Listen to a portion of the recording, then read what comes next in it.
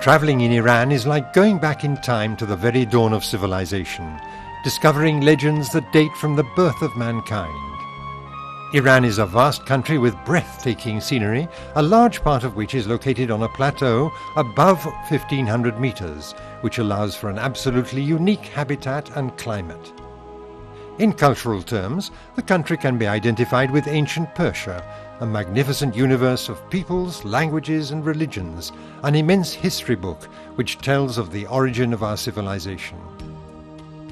For the last 3,000 years at least, the vast expanses of Iranian plains have been the land of the kings amongst all kings, a testimony of countless and extraordinary works of art and history.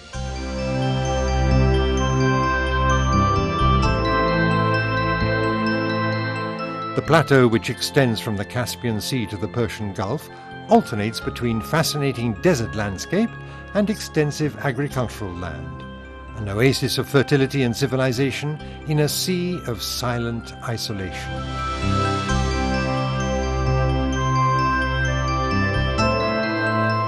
Iranian agriculture takes advantage of constantly updated mechanization, even though it is not unusual to meet groups of farmers who still use ancient and very efficient techniques anchored to thousands of years of experience and largely due to man's patient and skillful handwork.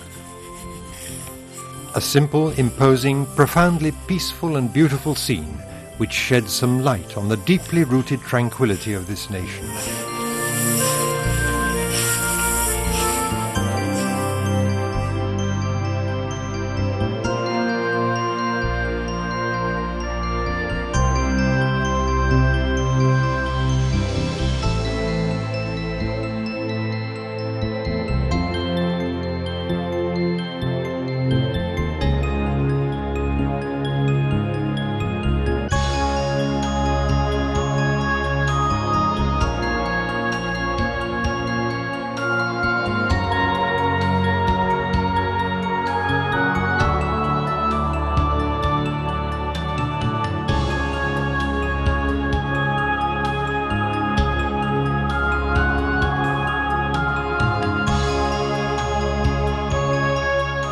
It is not surprising to happen upon windmills resembling those of an old scrapbook.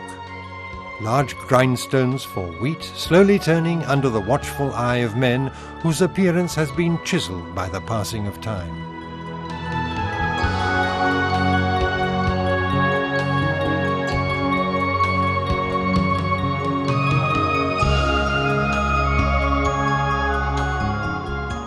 Iranian cuisine is simple, genuine, tasty and absolutely natural, the best you can imagine nourishing yourself with. Kebabs, speared meat with rice, vegetables and every type of fruit imaginable, not to mention delicious desserts. One of the country's most colourful characteristics is its nomadic tribes, who form large and intimate communities, continually moving from one place to another in pursuit of the seasons. Along our path, we chance upon a small group of a few dozen people who have set up a fully equipped camp where many activities are taking place, both for personal needs and for manufacturing of handcrafted materials to be sold in the city. Ancient rituals are performed with extraordinary skill, repeated throughout the centuries and passed down from times when man did not have any means beside his own hands with which to produce butter, cheese, and to spin wool.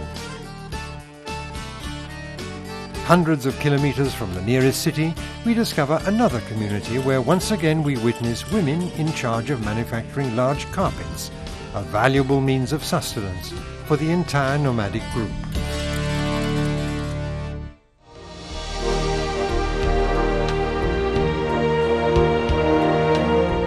Most Iranians live in large modern cities, especially in the capital, Tehran, an immense megalopolis with a population of more than 12 million.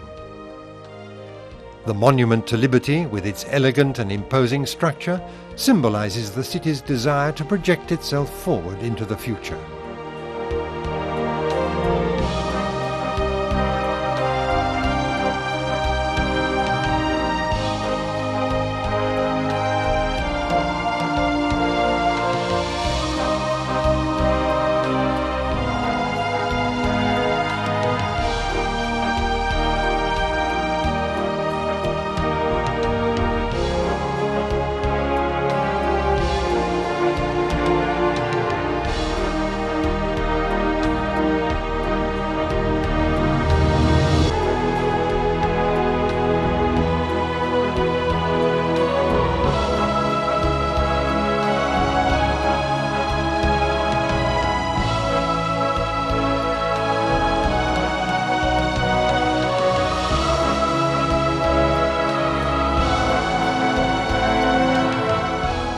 The city is crossed by large thoroughfares thronged with life by day and night.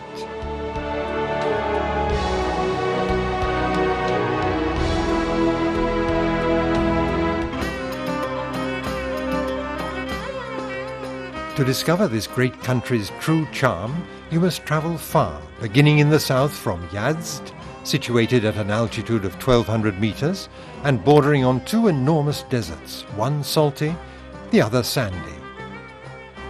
The city's history is ancient and glorious.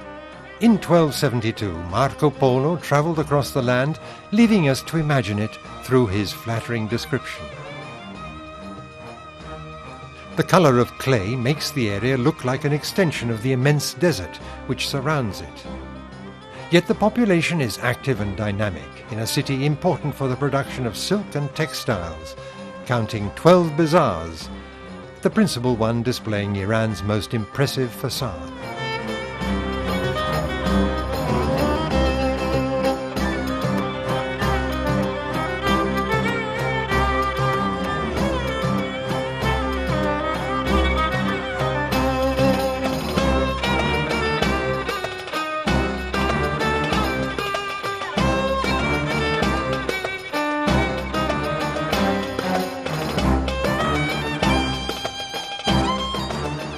The wind towers, the so-called badgir, are the city's most celebrated feature. Tall and slender towers rise up throughout the country, but in Yazd alone reveal a particular historical and architectural splendor. Very ancient constructions planned with expertise in order to exploit the wind, ingeniously channeled towards its base, producing wonderful ventilation. We are admiring the tallest one in the city, now to be a luxury dwelling which will have a perfect natural air conditioning system. The city boasts one of the most important mosques in Iran, the Friday Mosque, dating back to the 1500s, erected on the site of a previous building, probably dating from the 14th century. The majestic entrance gate, entirely covered by splendid blue tiles, is flanked by two impressive minarets, the highest in Iran, bearing a 17th century inscription.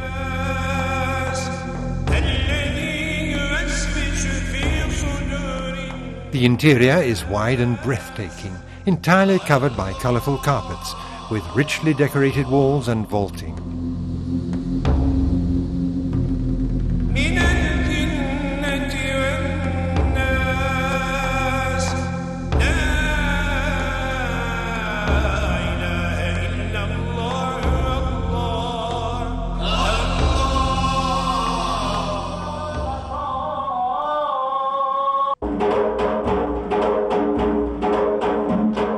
Another voice, similar to the traditional voice of the muezzin, welcomes us in a city gym.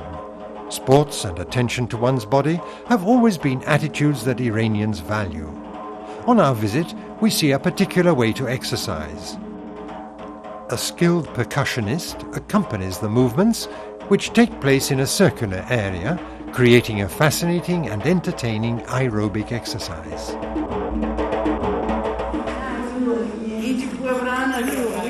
You must not leave Yazd without visiting a very important community which can help in understanding the complex social life of this nation, the Zoroastrian community. Iran has the largest number of followers of this ancient religion. Founded about 3,000 years ago by the prophet-philosopher Zoroaster, otherwise known as Zarathustra in the West, whose life is enveloped in legend. Born in what is currently eastern Iran, between 1000 and 500 BC, he left his native home at the age of 20 to dedicate himself to religious contemplation, living in mountains and the desert, until he reached a state of revelation around the age of 30 or 40. The Zoroastrian symbol is the winged figure of the prophet called Ahura Mazda, which was also the symbol of Persian imperial power for centuries. Zoroastrian rituals take place around a fire, since the followers bestow a high symbolic value on the fire. The most important community temple exists in Yazd. In it lies the sacred fire that has been burning for almost 2,500 years, Legend states that it was lit in 470 BC.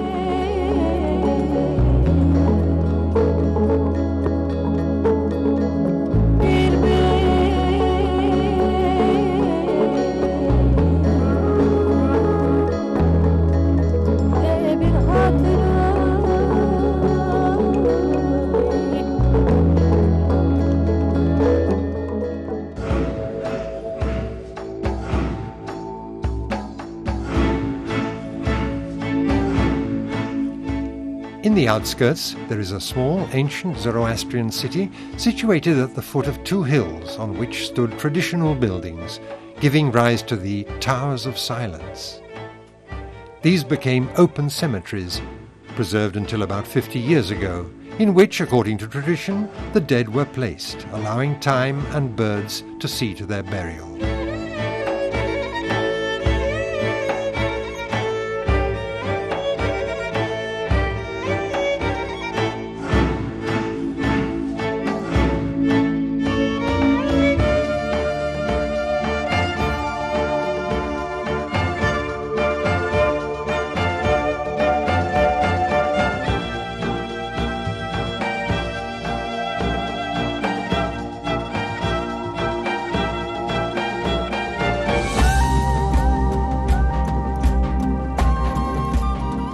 To better understand the rituals of this community, we move toward a faraway and isolated place, where each year Zoroastrians from all over the world gather to celebrate.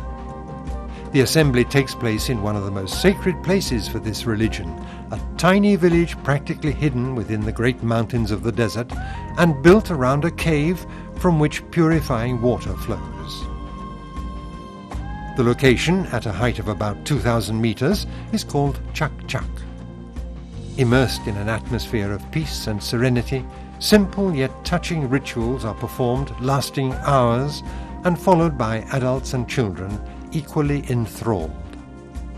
Another demonstration of the country's open-mindedness towards other religions, including Christianity, is that they are all practiced publicly without any kind of limitation.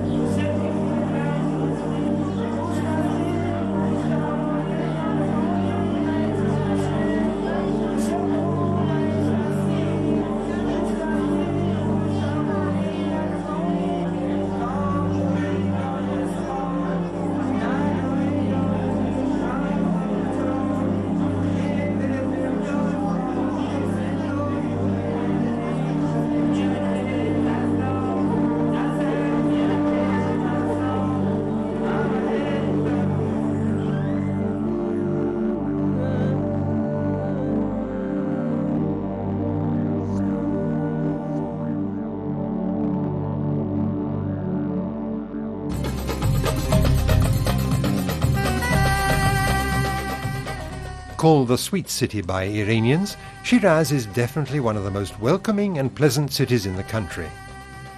At an altitude of almost 1,500 meters, it makes even the hottest summers tolerable. It boasts splendid vineyards, and its people are renowned for their humor, intelligence, and vivacity. In the medieval Islamic world, Shiraz was one of the most important cities in Persia, and during the second half of the 18th century was actually the capital of the country. It is a very hospitable city, both for its climate and for the surroundings, which greet visitors who are received as welcome guests, a tradition that is typical of the local culture. For centuries, the castle, situated in the heart of the city, has been one of the strongest images of the country. It was built by Karim Khan to raise the image of the city and to show its power to its legendary rival, Isfahan.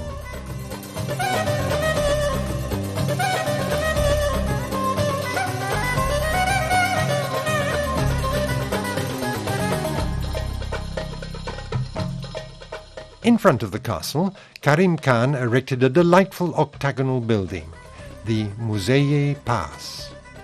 Originally used to welcome important guests at official celebrations and subsequently used as his tomb. Now the building houses a small but evocative museum dedicated to the great ruler and his legendary times.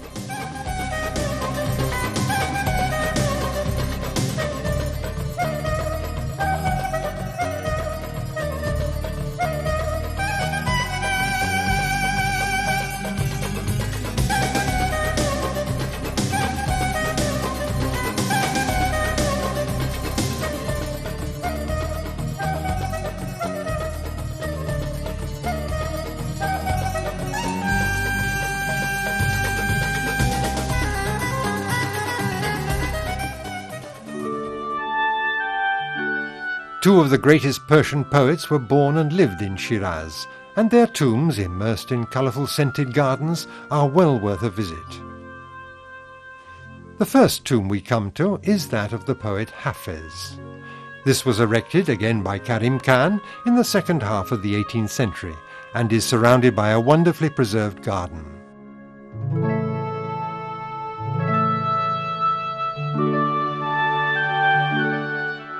The tomb itself is situated inside an elegant octagonal pavilion.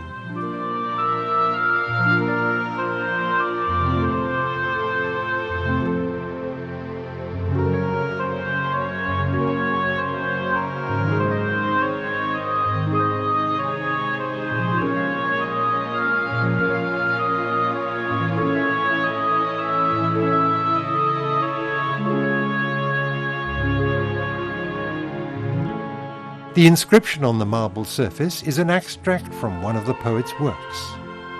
He was one of the literary figures who shaped the Persian language. The next tomb we visit is that of another great Iranian poet, whose name was Sadi, a sheikh who lived in the 13th century. His works are inspired by a philosophy of humility and piety, couched in elaborate poetry, containing many expressions which have become part of the Persian language. The tomb stands on the site where he died, near a natural spring which is still a place of pilgrimage for the city's inhabitants.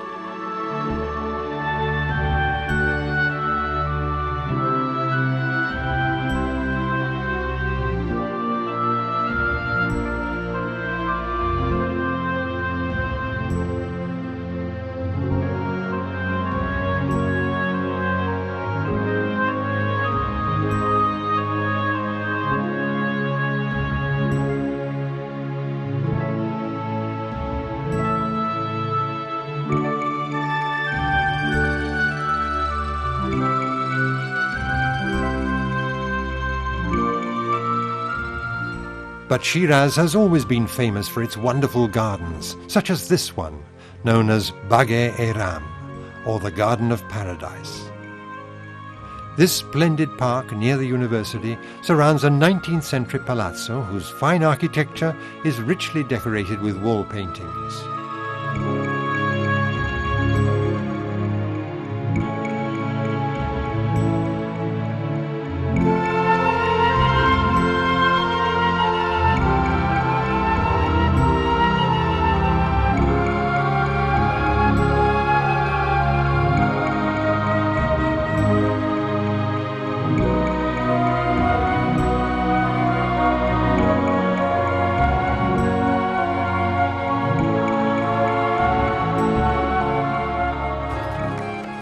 Shiraz Bazaar is one of the best known in Iran.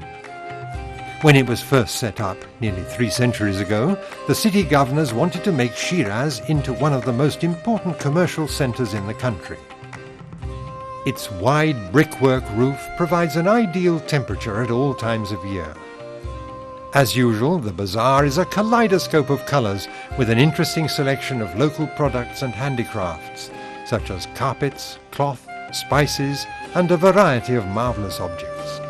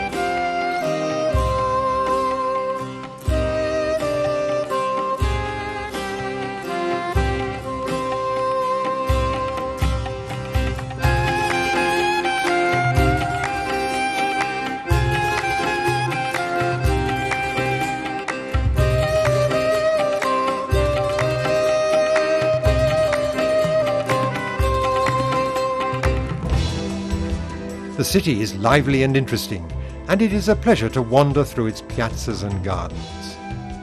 Contrary to what many of us in the West think, foreigners are welcomed with respect and dignity. Religious fundamentalism seems to be more a case of trying to preserve traditions, some of which are thousands of years old. Visitors are politely requested to observe these customs, sometimes with a whispered hint. Those who feel that a trip to Iran is a risky undertaking are far from the mark. There are few other places where the inhabitants are so tolerant towards foreigners.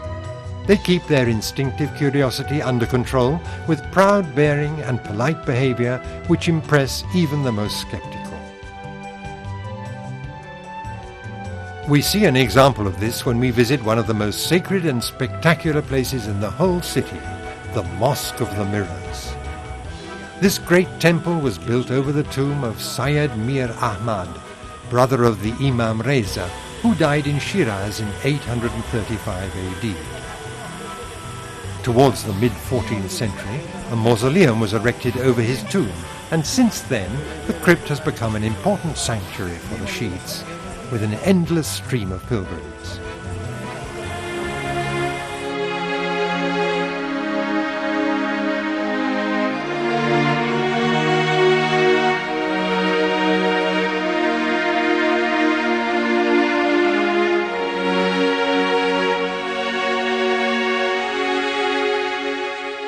They gather before the tomb, rapt by religious devotion, and as they leave they walk backwards so as not to turn their backs on him. What really astonishes visitors is the thousands of pieces of mirror glass that cover every corner of the walls and ceilings. They illuminate the surroundings with a spectacular and ever-changing light, giving the impression of being inside an extraordinary and vast diamond. It is truly a once-in-a-lifetime experience.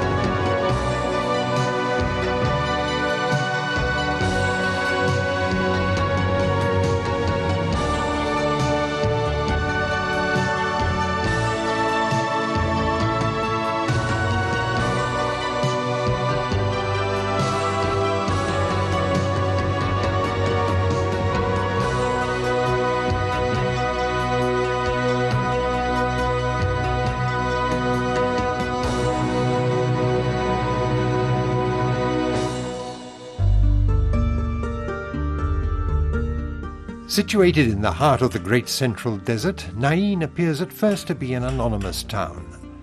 However, it has become famous worldwide for a craft which here perhaps reaches its highest peak of achievement, carpet making.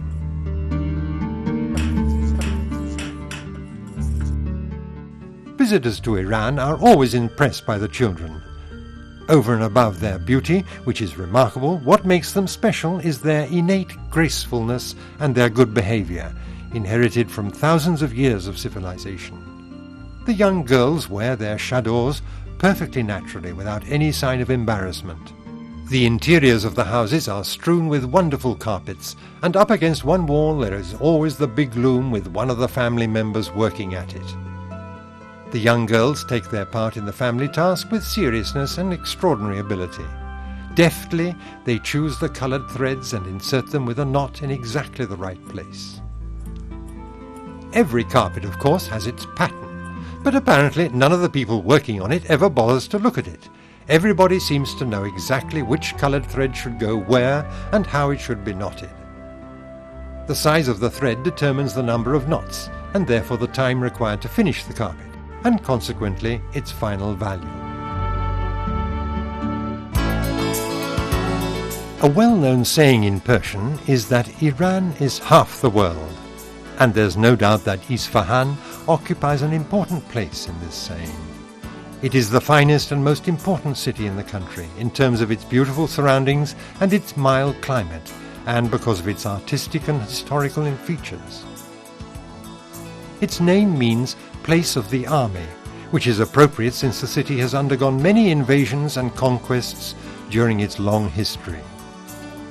What we see today is mainly the result of work that took place during the Safavid period, in other words between the late 15th and the early 17th centuries, when Isfahan was the capital of the Persian Empire. Today it is a beautiful and hospitable city, laid out around its river, which is slow-moving and shallow. Water has always been a precious resource in a land accustomed to fighting for survival. The inhabitants of the city have a close relationship with their wide and lazy river, and several customs are directly linked to it. Every evening, for instance, thousands of people gather along the banks and on the bridges simply to enjoy the sight of the slow-moving water. The people are friendly and hospitable, and a trip to Iran is always a surprise for Westerners who are accustomed to viewing the country only in a rather negative light. On the contrary, Iran is one of the few countries in the world whose history and culture are comparable to those of the great Mediterranean civilizations. On the whole, life is well ordered and tranquil, and religion is a strong force in the traditional social fabric. Criminality is much less widespread than in Western countries, and offences are punished with severity. Foreigners are considered as guests, to be respected and treated well. The custom of gathering in the streets, especially in the evenings, is an important part of the social fabric. This is an occasion when it is possible to meet people, to talk to them, and to share a few moments of relaxation, always within the bounds of ancient tradition. The centre of the city is an immense open piazza known as Imam Square. With a length of over 500 metres, it is one of the largest city squares in the world, blending perfectly into the urban landscape. It is the main meeting place for the inhabitants, by day and especially in the evenings when the air is cooler. At this time of day, it is a pleasure to stroll in the square with the chance of meeting other people.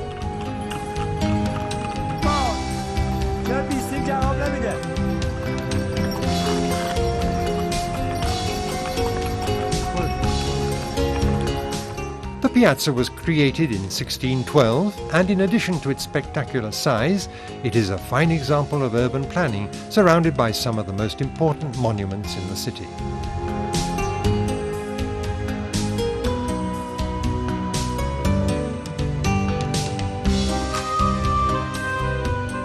Hundreds of small shops and stalls fill every nook and cranny of the colonnades around the piazza. Craftsmen of all type are at work on the signboards. The special skills required for many of these ancient crafts are handed down from father to son. They conduct their business discreetly, without accosting visitors and passers-by. The gentle nature of the people means that one can approach them without being forced to buy something. As we said, visitors are considered as guests, and a smile will always help to overcome linguistic and cultural barriers.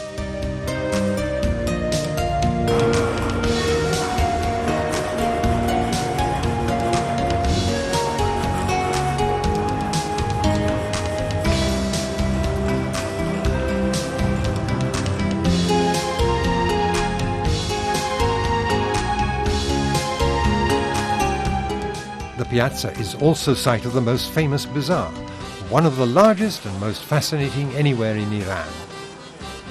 Isfahan is certainly the centre of arts and crafts in Iran, and therefore it's no surprise that this vast market represents a unique occasion to immerse oneself in the culture and traditions of this ancient people. The bazaar spreads into a maze of narrow streets, interspersed with gardens and small piazzas, covering about 5 kilometers and forming a sort of city within a city, where one can find everything: cloth, valuable carpets, antiques, alongside mosques, public baths and tea rooms.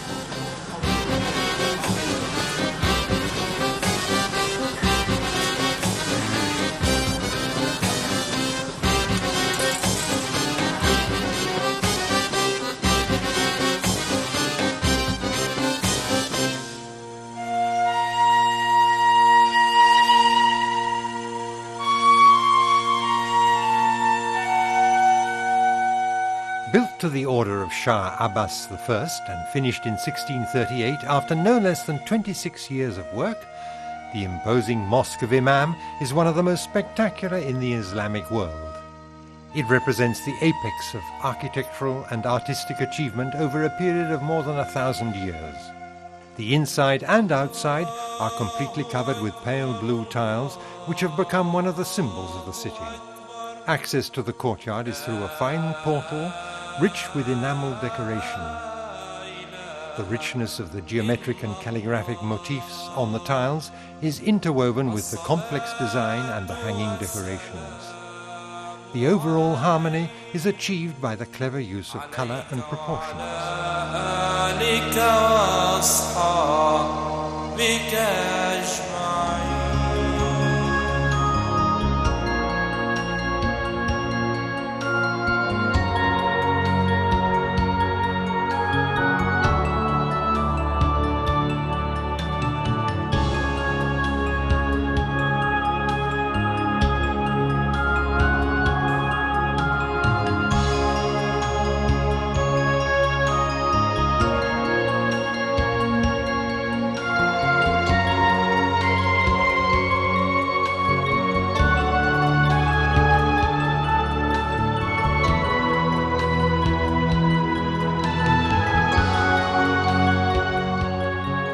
The mosque also has an 11th century cupola and a funeral tower, or kumbad, dating from 1088. Beneath the cupola is the hall where, according to tradition, people gathered to listen to the wise man Ibn Ali Sina, known in the West as Avicenna.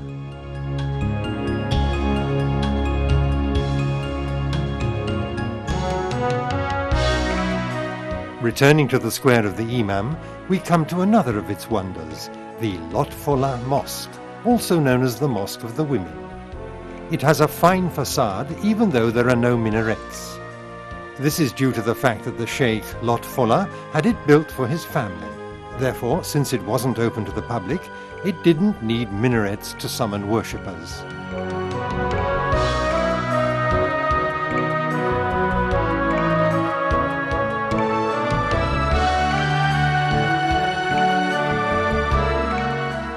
Even though it's quite small, it is an architectural gem, a wonderful example of perfect balance between proportions and elegant decorations.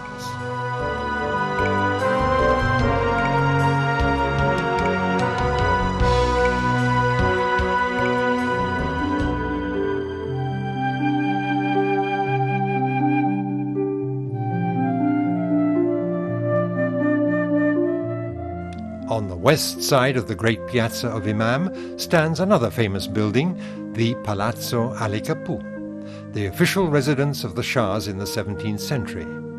Its name means sublime gate, and the whole palazzo was entirely decorated with extraordinary frescoes and artworks.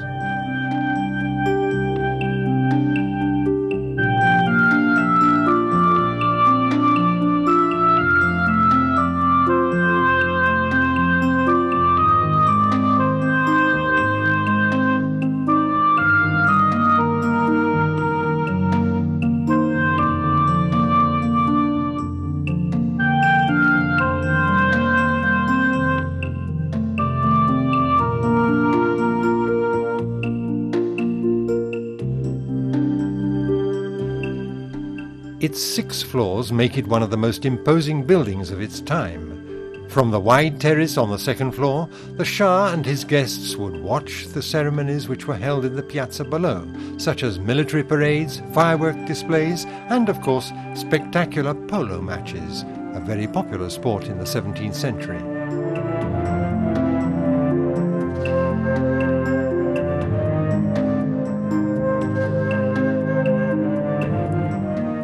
The most surprising feature, however, is on the top floor, where all the rooms have wooden panelling decorated with hundreds of carved musical instruments. This not only creates ideal acoustic conditions, but also provides a wonderful chance to get to know the artistic and musical traditions of a legendary age.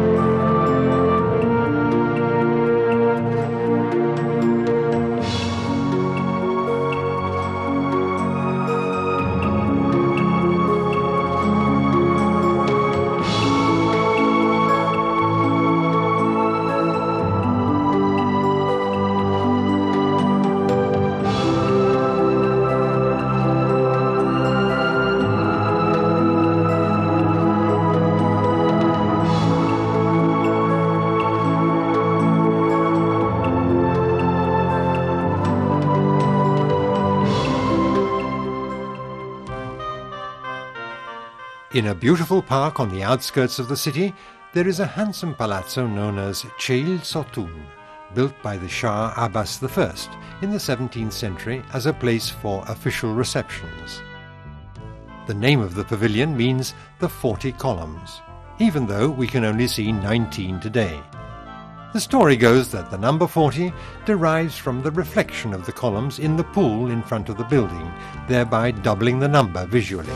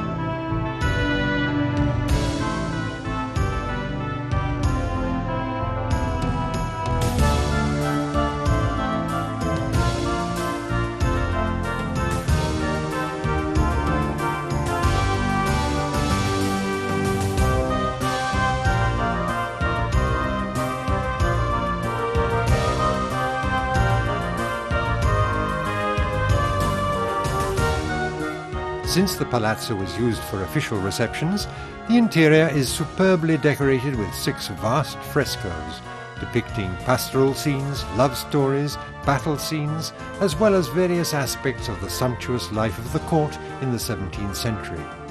Feasting and dancing, together with other occasions which are often licentious by the standards of Islamic culture. Today, the frescoes have been completely restored and are a fine example of the 17th century painting style in Iran and provide a fascinating insight into the traditions and customs of a great civilization.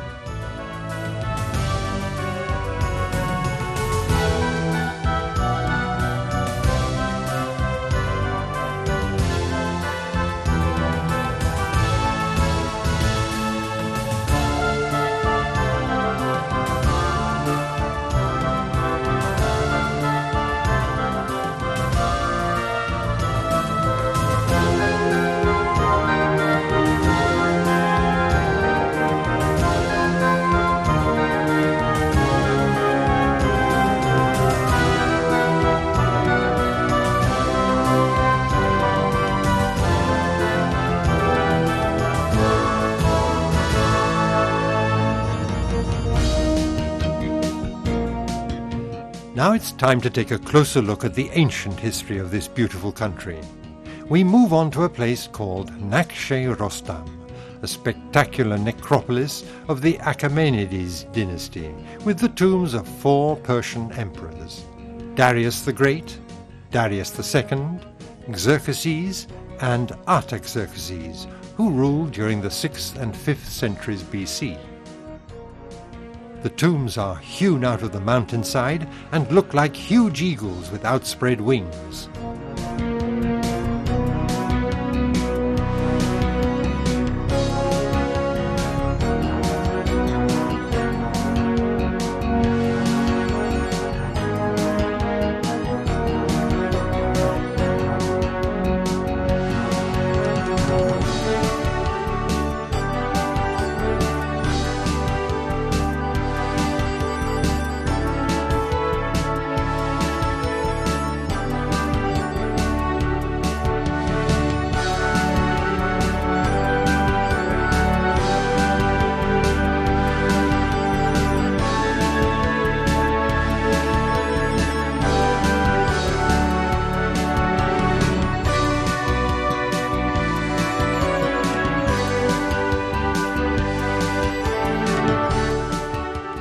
The facades are covered with decorations and inscriptions, with images of the emperors worshipping the fire of Ahura Mazda, the symbol of the Zoroastrian religion. As you might expect, they are flanked by representatives of vanquished nations. The last places that we visit continue to remind us of the extraordinary history of this country. This is the most famous and evocative tomb in Iran, near Shiraz. We are at Pasargade, where the site of the mausoleum of Cyrus the Great introduces us to the marvelous city founded by the famous emperor in the mid-6th century BC. The tomb is a simple stone cube with a solemnity that takes on an evocative aspect, especially at sunset, a noble and symbolic monument in memory of a great king. Around it, excavations are bringing to light the remains of the ancient city in all its splendor, as would befit the city of the king amongst all kings.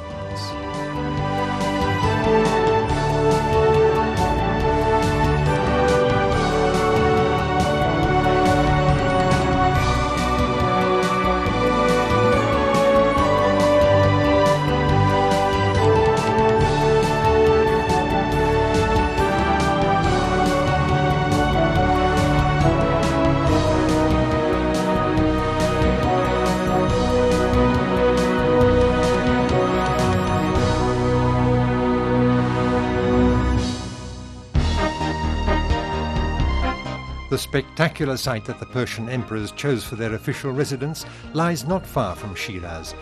We are at Persepolis, founded by Darius the Great in the mid-6th century BC. The first sight that greets us is the imposing Gate of the Nations, the main entrance to the city. Its colossal size immediately gives us an idea of the extraordinary impression of magnificence that it must have given visitors.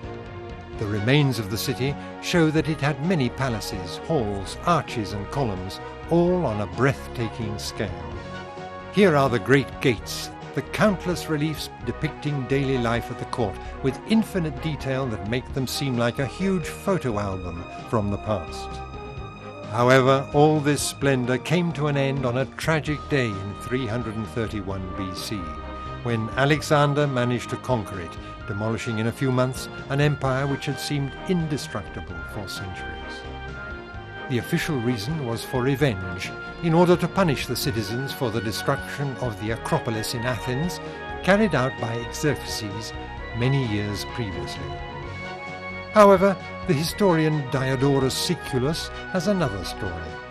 Apparently, when Alexander was drunk, he was goaded into carrying out this insane deed by a woman of easy virtue, Tydes.